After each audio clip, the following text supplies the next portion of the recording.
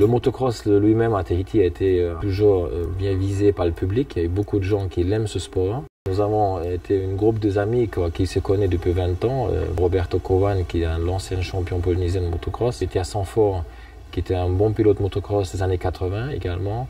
Il y a Charles Peña, qui est très connu sur la scène d'enduro et qui a fait également beaucoup de parler dans le niveau motocross, qui roule très bien. Alors on est tous des papas aujourd'hui avec des enfants qui sont déjà à un âge de pouvoir rouler en moto.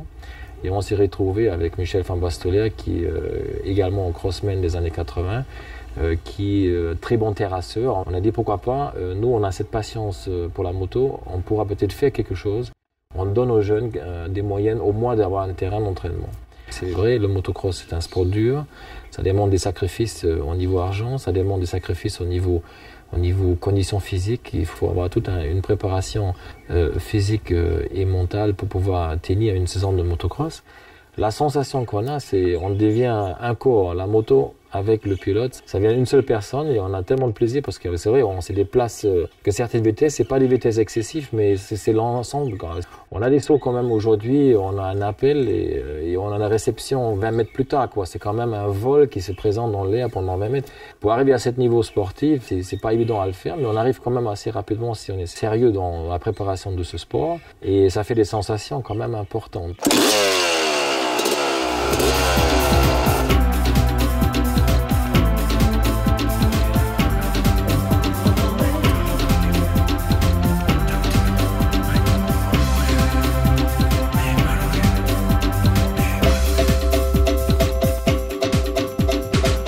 Ce que j'aime dans ce sport, c'est peut-être les sensations qu'il vous procure, d'aller la vitesse que vous pouvez avoir, la hauteur, la longueur des sauts que vous pouvez faire.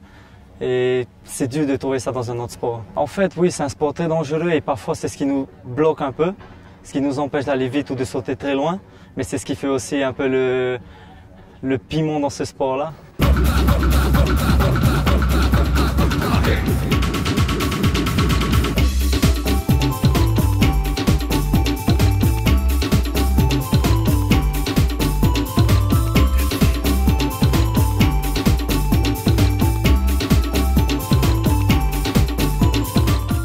It's all fun and games. Like, of course, there's going to be dangerous situations out there, but you only do it for the fun. Last thing, what do you think about Tahitian girls? Tahitian girls, very beautiful, beautiful skin, and nice smile. Okay, man, good. Thank you.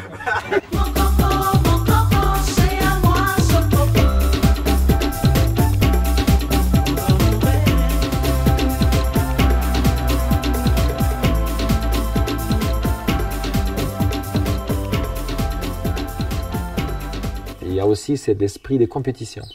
Pour un jeune, je trouve que c'est très important parce qu'on se trouve avec 10-15 copains sur la ligne départ.